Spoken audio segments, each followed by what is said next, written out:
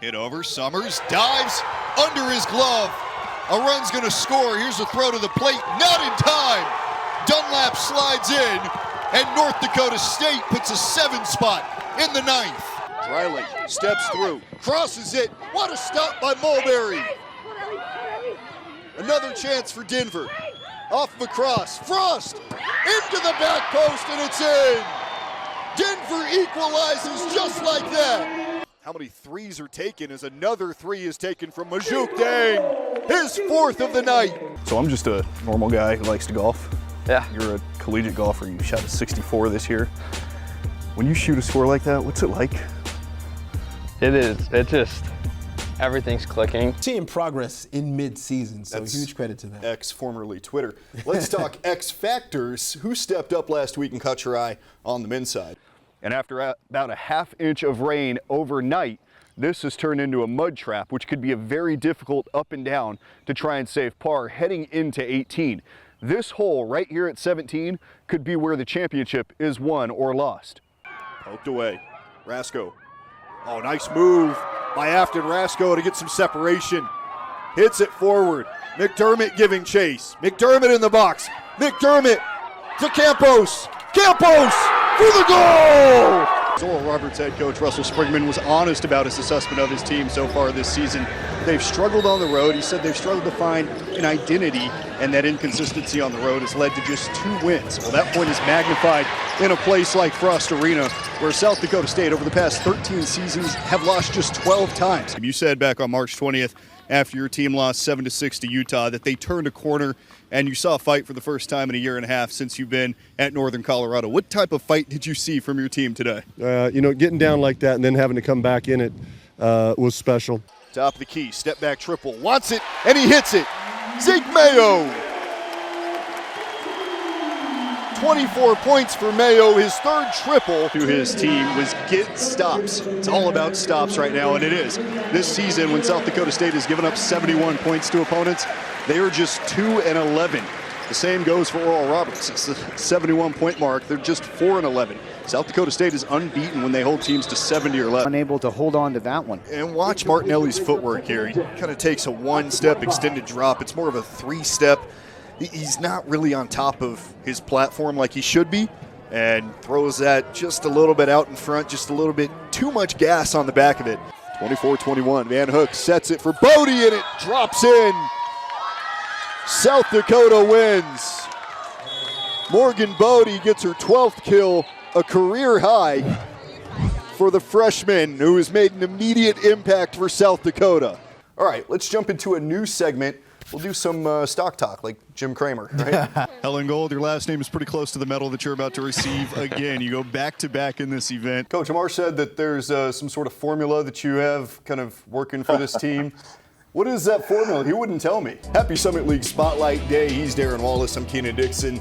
Something is in the water in Brookings. Both of South Dakota State's men's and women's teams are sitting in first place. The women continue to dominate despite losing Madison Vlaston for the season. The Jacks are on a 12-game winning streak and remain unbeaten in league play. This team is dominant. Welcome to the final round of the Summit League Men's Golf Championship here in 2024. From Covered Bridge Golf Club, I'm Kienan Dixon. As we get ready for this final round, we look back at the first 2 rounds. In what's sort of a mixed bag of results, 71.89 was the average score across the board, under par in the first round. Several golfers going multiple shots under par. 5 under par, 6 under par was the leading score from Ty Kretz from South Dakota State after the first round.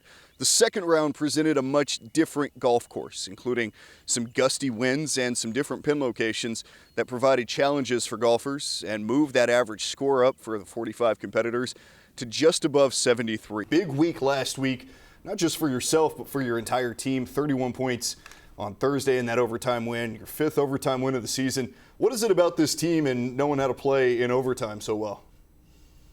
I don't know. It's starting to get a little annoying. North Dakota State trying to apply some pressure, but really it's all Denver through much of the first half. Through that first half hour, this cross by Baker, just missing Hannah Tate's head, and a scoring opportunity there. A couple of set pieces, but Molly Wisman easily handling it. This one ended up being the chaos. That was Olivia Watson's 4th goal on the season. and led to North Dakota State taking the lead. They had another opportunity, but it was punched away. And then Denver off of the cross, Ella Frost finding the twine and tying it up just about 2 minutes later after that North Dakota State goal. And it brings us here to this 1-1 tie at the half. 7 shots, and it was a lucky number 7 from Ella Frost. That led to that first goal for Denver. North Dakota State got some opportunities going really in the last 15 minutes, but nothing through about that first 25, 30 minutes of play.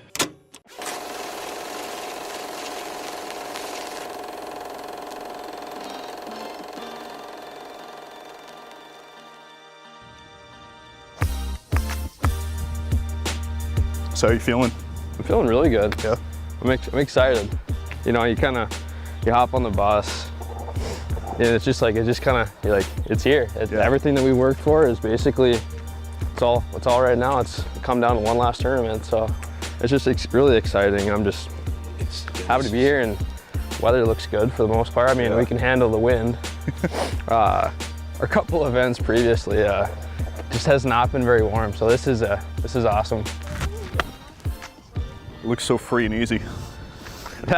On the range it is, yes. When it gets on the course, that's where you got to control and try to like replicate everything that you do on the range. I feel like that's, sometimes you can hit it the best on the range and you get to the course and you're like, what is happening? Yeah. I think the last portion of my range session is actually when I start like seeing shots that I can actually hit on the golf course. So that's, the first portion is just like, I'm just gonna hit. Yeah. Get loosened up and see what the ball looks like coming off the face. So this is now your 5th year at North Dakota State. This is, yes. And yeah, I mean, in Summit League tournament play, you've played pretty well. Your freshman year, you shot a 67 in one round. Last year, you shot a 65. Yeah, it's been really cool. Championship record. I mean, you went 13 under last year. Yeah, that was awesome. Is it just the big tournaments that kind of light you up a little bit? I mean, I guess I don't really know, but it's just like one thing. I guess I'm just excited. Yeah. The atmosphere is really cool. You look around here, you're seeing all the Summit League's teams. So I'm just a normal guy who likes to golf. Yeah. You're a collegiate golfer. You shot a 64 this year. When you shoot a score like that, what's it like? It is. It just, everything's clicking. Yeah. The day goes by really fast, and you're like, that was all 18 holes. It feels like you're just started. Just feels right. Yeah, everything it feels so good. It's Genesis. And then of course, golf is golf, and you know, the next day you could go out and shoot a 77. Oh, absolutely. I mean, I think that's just, that's with anything too, is like, you know, golf is a really frustrating sport, but it's also a sport that many of us love. And I mean, that frustration part, last year you guys lost by 1 stroke as a team. You ended up going on to the regionals, but collectively, how frustrating is that? It's super frustrating, even to think about it right now. When I ended up winning, it was not necessarily like, oh, I won. Yeah. I was like still basically like, where's the team at? Where are we at? And how, like, do I have to make this putt on the last hole in order to tie, to make, like, to win? I think a lot of it just came down to like, we've been close. We saw like the Bison do it a couple years back, right before I came in as a freshman. And it's just like, it's something that we worked for so long. I mean, that's just the entire team included though. We worked our tails off this summer. We want this so bad. Yeah. And it's just like, we're gonna go out and play our best. And if we play our best, I think that we're gonna come out on top. This week for me, or like even this last couple of months, it's just, reality is kind of set in. Yeah. The whole thing of, this might be your last tournament. And it's just like, I get to see these guys every single day. I grew up as an only child, so I mean, these guys are my brothers. And so it's just like, it's been a really emotional, but like just awesome experience. It's just like, I think we're gonna go out on top, and just, there's gonna be a lot of smiles and a lot of fond memories that we're gonna make this last week. I think that's one thing that we're gonna really focus on this week is, no matter what happens, it's the shot that we have next, that's the only one that matters really.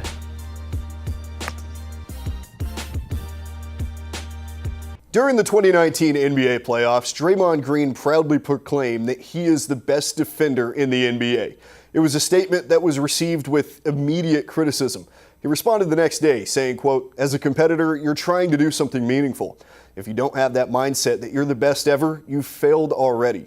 16 months ago, Frankie Fidler declared that he believed he is the best player in the Summit League. In a league that included an All-American and NBA draft hopefuls, perhaps Fidler was just a year early. Still, it's that mindset that has allowed him to take the reins of an upstart Omaha team and push them to first place in the Summit League. Like Draymond Green, Fidler has played with that confidence on his sleeve, and he's making a real case at being the best in the Summit.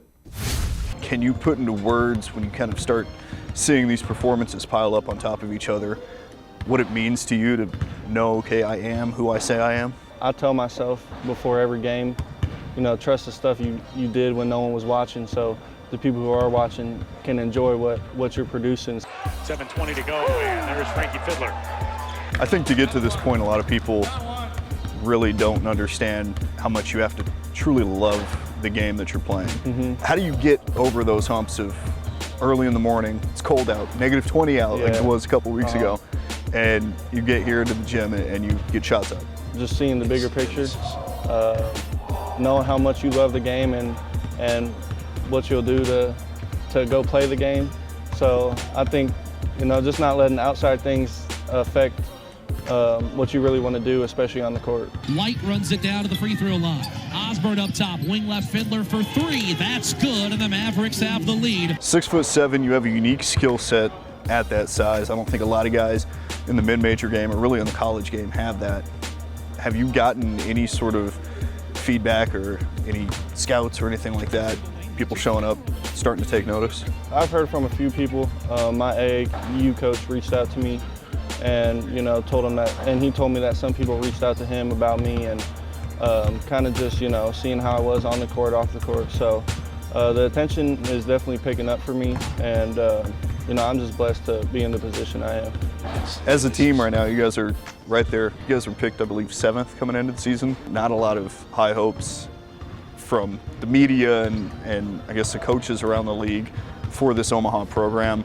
What's your message to those people that voted for you guys to be lower than you are and kind of what you're projected to finish? When those preseason polls came out, we kind of took it with a grain of salt because we knew the talent we had on this team and we knew what we're capable of. And the season's not over yet, but we are in front of where they picked us right now, and we could really finish in the top 2 or 3 in this league. Just to all those people that didn't pick us, just we're coming, and Omaha's here to stay in the top half of the league.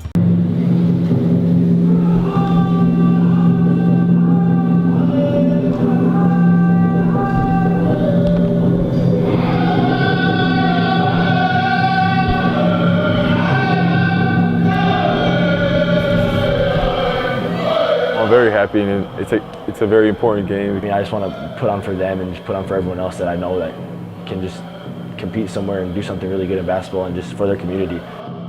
Basketball is bigger than a game. It's an opportunity. South Dakota senior Mason Archambault and North Dakota freshman Trayson Eaglestaff have taken a hold of that and hope others will follow in their footsteps. Words can't even describe how just grateful I am for this position that I'm in. I mean, I remember when I worked at camp for Lindy Waters III. He plays at OKC. He's Native American. Got to talk to Kyrie before, Native American. He was over at White Shield. And I just see how all the Native Americans look up to him. It just means a lot that I could still carry it on and being a role model for younger people. On Saturday, hundreds of people traveled from across the region for South Dakota's second Native American Heritage Game and to see their role models play each other. Post-game pictures were, of course, included. North Dakota won the game, but the result is far from the story. It's one of perseverance.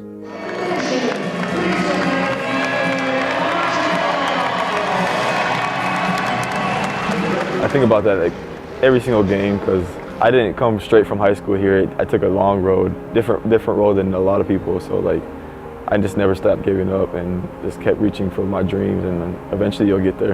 A finalist for South Dakota's Gatorade Player of the Year out of high school, Archambault went to JUCO Gillette College before transferring to South Dakota in 2020. Really have to buy in, don't you? Yeah, you have to buy in a lot. Yeah, you have to be all in. every single day, every practice. There's a lot of sacrifices you got to make from basketball, like being away from home. It's tough sometimes, but like you got to do what you got to do. All in. All in. Yeah, all in. Yeah. The two choose to share their experiences with hopes that the next wave of athletes are inspired. Reservations are really hard to live on, especially because not really that much money put into them. It's just not a place where you want to live, but like people live there and it's hard to make it off. Putting on for like little kids like that can see like Native Americans can come as long as you just work hard and dedicate yourself to it. I mean, it's just a blessing for me to speak to little kids and just the community that you can do something with your life. You just work hard and put your mind to it. Sports can be the great equalizer. The journeys differ. Eagle staff wants to use his platform to make that journey just a little easier. There's so many people that have like a voice that don't really use it. For kids like North Dakota example, I went to the Wyatt every day of my life, and I just see so many kids there working and trying to get an opportunity to go somewhere in life, but we just don't get the opportunity. You're like, we have bad home lives. I just want to put on for them and everyone that I know that just deserves a shot. Mason Archambault and Trayson Eaglestaff, playing for something bigger, playing for the future.